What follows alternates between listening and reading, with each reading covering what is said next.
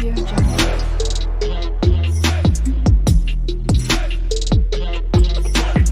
Audio Jungle. नमस्कार दोस्तों, study news में आपका स्वागत है। आज हम लोग ज्योग्राफी विद मैपिंग में चैप्टर 5 भारत के अपवाह तंत्र के बारे में पढ़ेंगे। So let's start.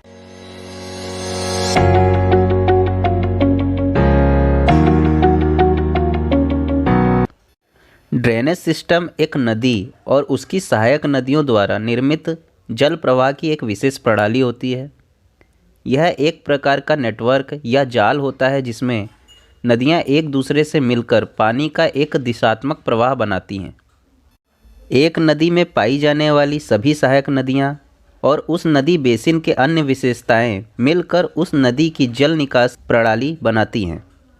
इसी प्रकार अपवाह का अभिप्राय जल धाराओं तथा नदियों द्वारा जल के धरातलीय प्रवाह से होता है।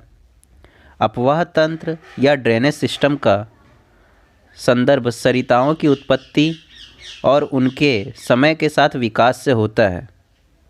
इसी में एक प्रकार होता है अपवाह प्रतिरूप, जिसे ड्रेनेज पैटर्न भी कहते हैं। ड्रेनेज पैटर्न जो नदी होती है उसके ज्यामितीय रूप या स्थानिक व्यवस्था से होता है। भारत नदियों का देश है। यहाँ लगभग 4000 से भी अधिक छोटी बड़ी नदियाँ पाई जाती हैं।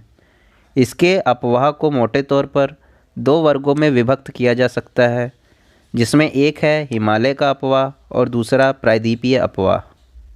अब हम लोग बात करते हैं हिमालय के अपवाह तंत्र के बारे में। हिमालय की उत्पत्ति से पहले तिब्बत के मानसरोवर झील के पास से निकलने वाली नदियाँ, जिसमें सिंधु, सतलज और ब्रह्मपुत्र नदी टेथिस सागर में गिरती थी, और प्रायद्वीपीय पठार की भी कुछ नदियाँ जैसे चंबल, बेतवा, केन और सोन नदी उत्तर की ओर प्रवाहित होते हुए टेथिस सागर में ही गिरती थीं। टेथिस सागर के मलबे पर भारतीय प्लेट के दबाव से वृहद हिमालय की उत्पत्ति हुई, जिसका उत्थान धीरे धीरे हुआ है। अब इसकी वजह से सिंधु, सतलज और ब्रह्मपुत्र ने मार्ग में उठने वाले वृहद हिमालय को काटकर अपनी दिशा पूर्ववत बनाए रखी है, जिसके फलस्वरूप इन नदियों को पूर्ववर्तीय नदी कहा जाता है। इस मैप में आप ध्यान से देख सकते हैं कि ये तीनों नदियों ने वृहद हिमालय को काटकर खड़े कगार वाले खड्डों का निर्माण किया, जिन्हें गार्ज भी कहा जाता है। जैसे सिंधु गार्ज जम्मू कश्मीर में सिंधु नदी द्वारा बनाया गया है, सिपकिला गार्ज हिमाचल प्रदेश में सतलज नदी द्वारा बनाया गया है, और कोरबा गार्ज अरुणाचल प्रदेश में ब्रह्मपुत्र नदी द्वारा बनाया गया है। हिमालय के धीरे धीरे ऊपर उठते रहने के दौरान वर्षा का जल हिमालय पर नदी घाटियों का विकास किया।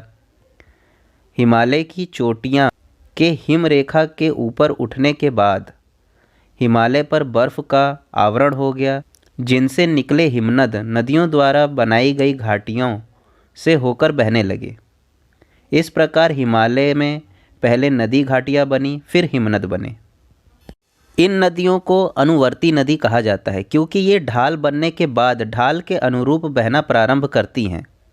वृहद हिमालय की नदियों द्वारा लाया गया अवसाद वृहद हिमालय के दक्षिण टेथिस सागर में जमा किया गया, जिसमें विभिन्न चट्टानों जैसे बलुआ पत्थर, चूना पत्थर, कांग्लोमीरेट और इन सब का निक्षेप हुआ, जिसके फलस्वरूप टेथिस की तलहटी अवसाद भार से लचकती गई।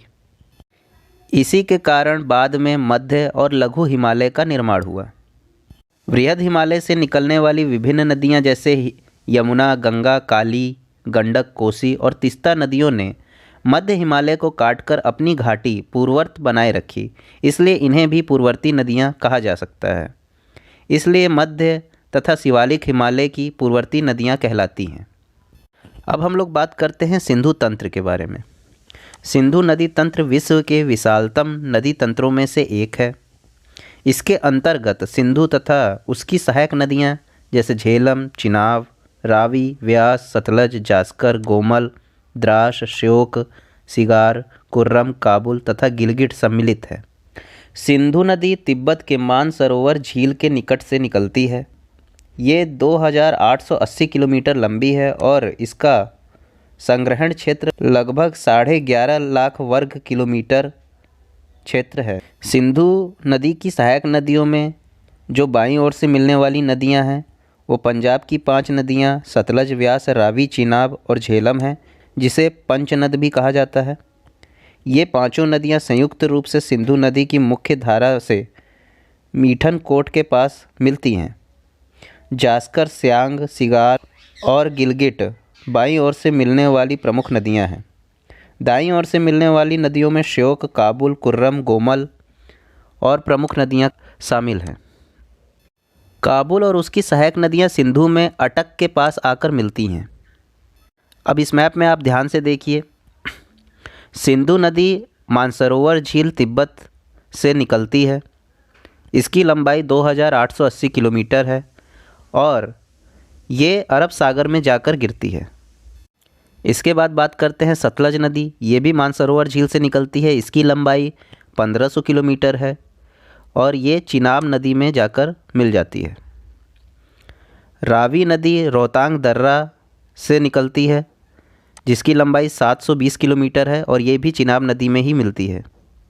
फिर है व्यास नदी। ये भी रोहतांग दर्रे से निकलती है, जिसकी लंबाई 625 किलोमीटर है और ये सतलज नदी में गिरती है। व्यास नदी की सहायक नदियों में पार्वती, हुरला और तीर्थन नदी प्रमुख है। फिर है झेलम नदी, जो शेषनाग झील से निकलती है, जो पीर पंजाल में है। इसकी लंबाई 1180 किलोमीटर है और ये भी चिनाब नदी में ही मिल जाती है। तो इस